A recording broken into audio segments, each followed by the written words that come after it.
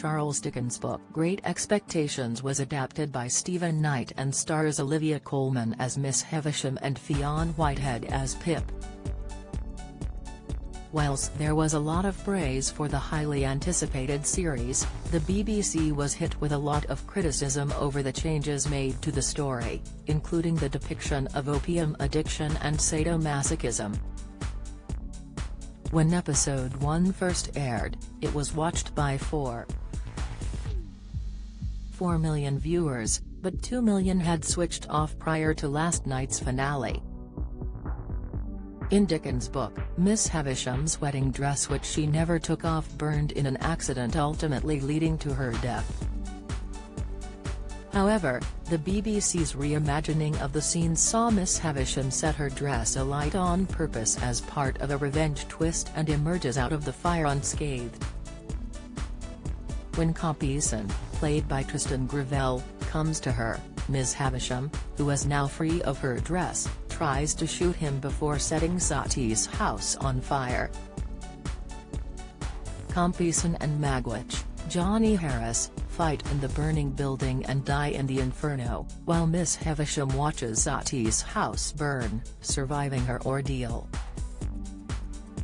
Another change that the BBC made to the series was the conclusion of Pip's story, with his character in the novel reuniting with Estella, Shalom Brune Franklin, who finally opened her heart to him. Don't miss. Corey's Daniel Brocklebank absolutely devastated over co-star's exit. Latest, Antiques Roadshow guest wowed by value of brooch she feared was fake. Watch, Emma celebrity stars picking up on Carol Verderman's fakeness, Insight. But, in the final episode of the show, Pip declines her proposal and instead opts to marry his childhood friend despite the rejection. Estella's love life ends on a positive note, when she was shown dancing with Jaggers at Pip and Biddy's wedding. Viewers were left outraged at the changing of the iconic scenes and branded the show an abomination on their Twitter accounts. At R2 fumed, "What an abomination. The only way to describe BBC's Great Expectations." The last episode they even changed the ending. They added in a second tweet, Why? Total rubbish. Why would anyone think that changing the ending of Great Expectations would be a good idea? Right, I avoided Dickens for years. Finally, read Great Expectations and bloody loved it. It is a perfect story. Why the hell would they change it? And this ending? Utter BKS. At Scouse Girl added, it isn't right to ruin the ending of a famous novel. It makes a mockery of the story if Pip and Estella aren't reunited in the end. Dickens himself realized that. 3 times the BBC have ruined GE adaptations. At Paul Gthemas commented, at BBC once again throws up its arrogance in an appalling adaptation. Shame. Conservative MP Nadine Dorries exclaimed, such a predictable and awful shame. What a waste of license fee payers' money. The BBC has ruined Great Expectations. At Andrew748722234 said, BBC One so-called Great Expectations is actually Poor Expectations. Utter rubbish.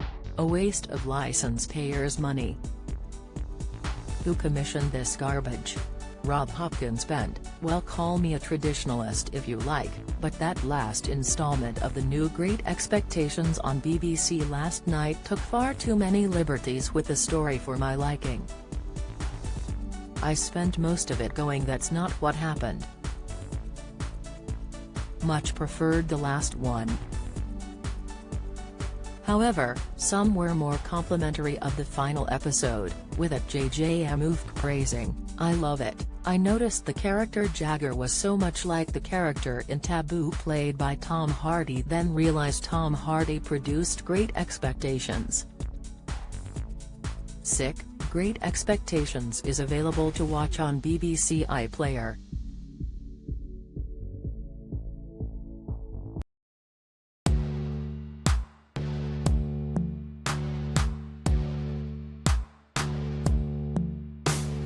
Got to be somewhere south who's in our hearts, ready to come home and fall in love. I have been trying to find a way over you to a spot of oil, and where the sun comes up from above. Now take